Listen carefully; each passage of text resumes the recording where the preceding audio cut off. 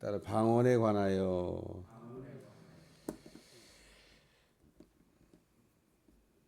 성령 충만을 받으라. 우리 주님께서 그렇게 말씀하셨는데 성령 충만을 받고 났더니 성령 충만의 그 효과로 언어가 하나가 됐다라고 하는 말씀입니다.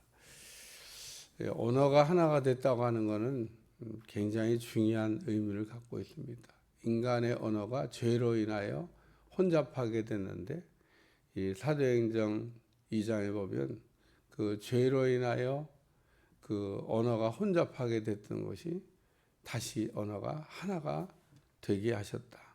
하나님이 우리가 인간이 본래 그 창조됐을 때는 언어가 한 개였다고 하나님께서 하나의 언어를 가지고 있어서 서로 이게 말이 이렇게 다 통했습니다.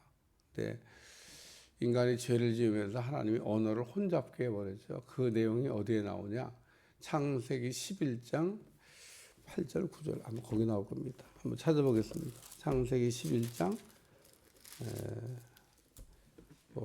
8절 읽으면 될 것 같아요. 8절 9절 창세기 11장 9절 다 같이 7절부터 읽어야 좀 더 좋을 것 같습니다. 7절 시작. 자, 우리가 내려가서 거기서 그들의 언어를 혼잡하게 하여 그들이 서로 알아듣지 못하게 하자 하시고 여호와께서 거기서 그들을 온 지면에 흩으셨으므로 그들이 그 도시를 건설하기를 그쳤더라. 그러므로 그 이름을 바벨이라 하니 이는 여호와께서 거기서 온 땅의 언어를 혼잡하게 하셨음이니 여호와께서 거기서 그들을 온 지면에 흩으셨더라. 다양한 언어가 나타난 거예요. 그래서 다양한 언어가 나타나서 서로 말이 이제 안 통하게 된 겁니다.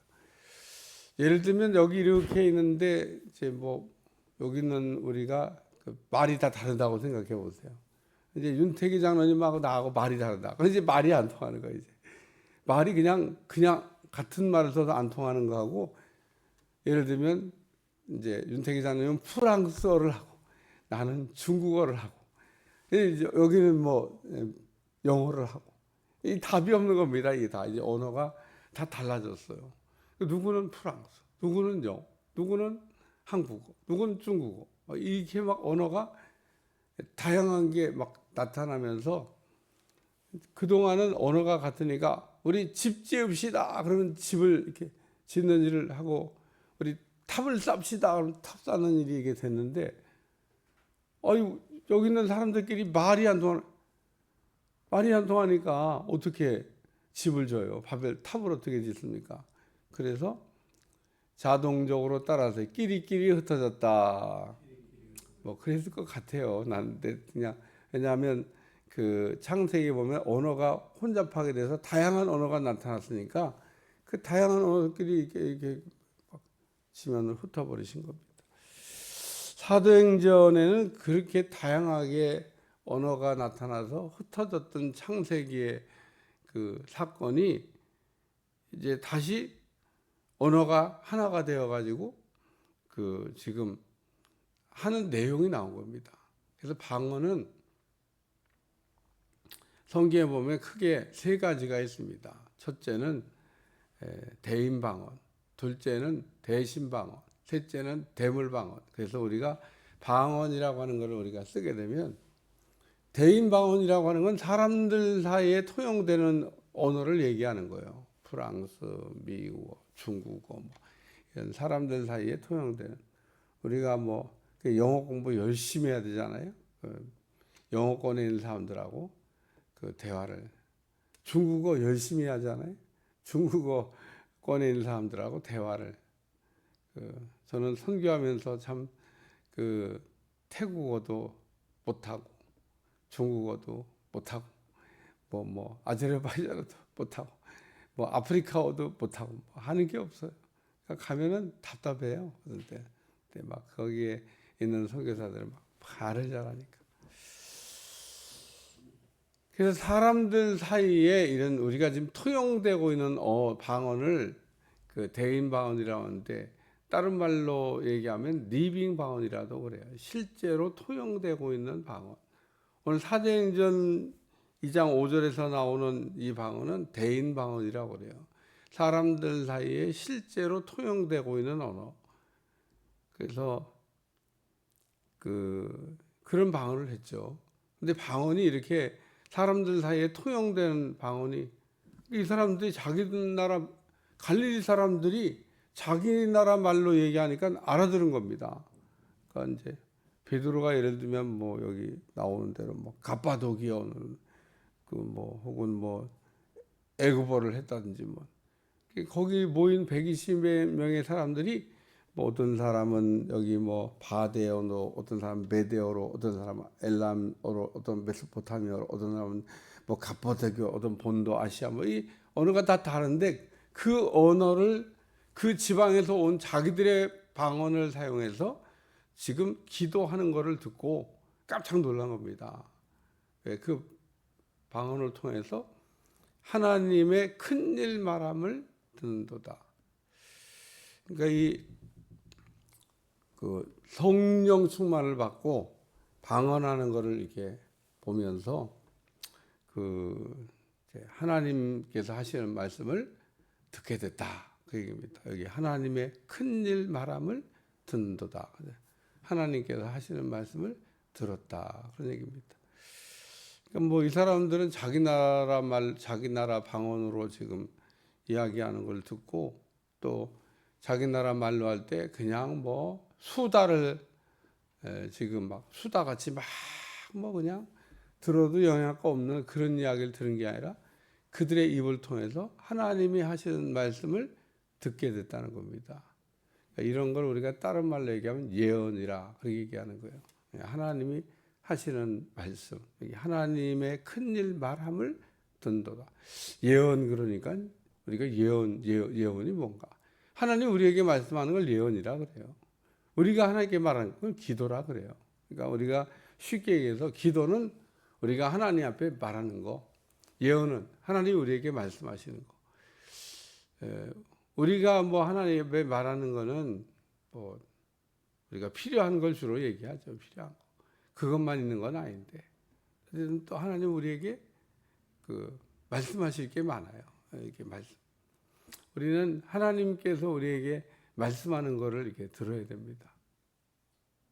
근데 하나님이 말씀하는 걸 어떻게 듣죠? 방언을 하면 듣는다니까요. 이 사람들이 자기들이 이렇게 듣게 되잖아요. 입으로 막 방언 기도하는 걸 들으면서 하나님이 큰일 말함을 들었잖아요. 그러니까 하나님 말씀하는 거를 들었다 이 얘기인 거예요. 그러니까 방언을 통해서 이 사람들이 자기 나라 말을 하는 걸 듣고 막 이야, 저 사람들이 갈릴리 사람들인데 어떻게 배우지도 않은 우리나라 말을 저렇게 유창하게 떠듬떠듬하는 게 아니에요. 방언은 떠듬떠듬 안 합니다. 그냥 자기도 모르는 방언을 하지만 유창하게 합니다. 제가 이슬람 사람들에서는 인살라 함두릴라 내가 어떻게 알겠어요? 내가 인살라 함두릴라 써본 일도 없고 그게 무슨 말인지도 모르고. 근데 참 제가 영성사에 가서 신기한 일이 일어난 거예요. 여자 자매가 하나 왔는데 이슬람의 선교를 가야 됩니까? 말아야 됩니까? 그리고 참석하자마자 그 얘기를 묻고 영성수련에 참석해서 은혜 받고 있었는데 기도받는 시간에 대해서 이렇게 기도하고 있는데 제가 기도하다가 인살라 함드일라 이랬나 봐요. 그러니까 그 앞에 있던 최영석 그때 권사님이 그걸 통역해 주더라고. 목사님 조금 전에 인살라 함드일라 이렇게 말하셨어요. 그게 무슨 뜻인가 하면 신이 뜻을 정했다. 그 이슬람 사람들이 쓰는 말이고 이슬람 사람들은 인살라 함드일라 하면 더 이상 논쟁하지 않습니다. 신의 뜻이다. 그래서 제가 그런 뜻이에요. 그러고 자매 알아들었죠? 인살라 함드일라. 그리고 돌려보냈던 기억이 납니다. 뭐 이슬람 선교사로 갔는지 아닌지 그 다음은 제가 모르겠습니다. 하나님은 그래서 우리의 이 언어를 통해서 알아듣는 리빙방. 고린도전서 14장 이건 대신 방언이라고 해서 하나님만 알아듣는 방언이라고 그러고 아무도 못 알아들어요. 하나님만 알아듣는 방언이라고 그러고, 이 고린도전서 14장에 나오는 방언은 여기 나오는 방언하고 달라요. 그거는 알아들을 수가 없는 방언이에요. 그래서 통역이 필요해요. 통역. 그래서 방언하는 사람은 통역하기를 힘쓰라고 했던 얘기. 이건 통역할 게 없어요. 이거는 예를 들면 미국 방언을 한다. 그럼 영어권인 사람은 그냥 알아듣습니다. 뭔 통역을 해줘. 다 알아듣는 말로 하는데. 그러니까 여기는 그런 방언이었고, 고린도 14장에는 알아들을 수 없는, 하나님만 알아듣게 하는 그런 방언이다. 그래서 방언이 두 종류가 있는 겁니다. 그래서 그걸 대신 방언이라고 분류하기도 하고, 그 통역이 필요한 방언. 그래서 우리가 알아들을 수 없는 방언을 할 때, 근데 우리가 방언할 때 이게 알아들을 수 없는 방언인지 리빙 방언인지 구별이 안 가죠. 왜냐하면 나는 지금 못 알아듣는데 어느 나라 가보니까 이게 그 나라 실제로 통용되는 말이야, 이럴 수가 있기 때문에 언어가 굉장히 많아요. 언어가 뭐 우리가 생각할 수 없도록 수가 많습니다. 그냥 우리가 대표적인 뭐 중국어, 영어, 프랑스어, 한국어, 일본어, 이런 우리가 우리가 좀 드러난 언어들만 알고 있지, 실제로 우리나라도 방언이 얼마나 많아요. 제주도만 가도 방언이 있는데 못 알아들어요. 뭐라 하는데 그것도 일종의 방언인 겁니다. 근데 제주도 사람들 그러니까 오늘 우리가 쓰고 있는 그 방언, 그래서 이게 대신 방언이라고 해서 하나님만 알아듣는 방언이다. 우리는 두 가지 방언을 그러니까 다 할 수 있습니다. 알아듣는 방언을 할 수도 있고 못 알아듣는 방언도 할 수 있는데, 알아듣는 방언은 알아듣는 대로, 못 알아듣는 방언은 통역을 통해서, 알아듣는 방언은 그냥 하면 되잖아요. 제가 늘 원정수 권사 얘기하지만 미국 가서 간증 좀 하세요. 자기가 영어 방언을 좀 했나 보죠. 영어 방언 했더니 사람들 앞에서 아멘 아멘. 그게 통용되는 방언이었던 겁니다. 미국은. 어쨌든 그 방언의 종류는 알아듣는 방언도 있고 못 알아듣는 방언도 있다. 대물 방언이라고 해서 우리가 이런 하나님이 만든 창조물들도 다 그 이야기를 합니다. 그것도 우리가 알아들을 수가 있어요. 은혜 받고 오던 사람은 나무가 말하는 걸 들었다, 새가 말하는 걸 들었다. 그래서 그런 또 세계가 또 다르게 있습니다. 너희가 만약에 입을 열어서 하나님을 찬양하지 아니하면 이 돌들이 돌이 어떻게 찬양을 해? 우리 인간만 하나님을 향해서 영광을 안 돌리지, 온 천하 만물이 다 자기의 만드신 창조의 목적대로 하나님께 영광을 돌리고 하나님을 찬양하고 그렇게 하면서 살고 있습니다. 하나님이 만드신 모든 그 피조물은 하나님을 향하여 찬양하는 게 목적이에요, 목적. 오늘 우리도 왜 하나님이 우리를 창조하셨냐? 영광 받으시려고, 우리를 통해서 하나님이 찬양 받으시려고 하나님 우리를 만드신 겁니다. 우리가 그 일을 안 하면 그게 죄 짓는 거예요. 그러니까 오늘 우리는 인간을 만드신 목적이 하나님이 찬양 받으시고 영광 받으시려고 만들어 놨는데, 인간이 그런 일을 안 해요. 저를 위해서 살려고 그러고, 자기를 위해서 살려고 그러고. 바울이 은혜 받고 내가 살든지 죽든지 먹든지 마시든지 다 주의 영광을 위하여 산다 라고 얘기했던 그 고백은 우리의 그 마음속에서 우러나는 진짜 고백이 되어야 된다는 거예요. 살든지 죽든지 우리가 목적대로 사는 거죠. 나를 왜 하나님이 태어나게 하셨을까? 내가 왜 이 땅에 존재하는 걸까? 내가 누구일까? 내가 누구의 하나님을 찬양하라고 만드신 피조물이죠.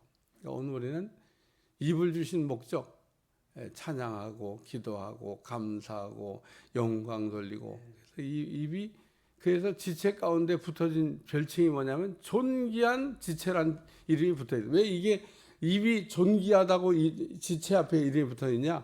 하는 일이 존귀하기 때문에 그래요. 영광 돌리고 찬양하고, 이게 다 존귀한 일이잖아요.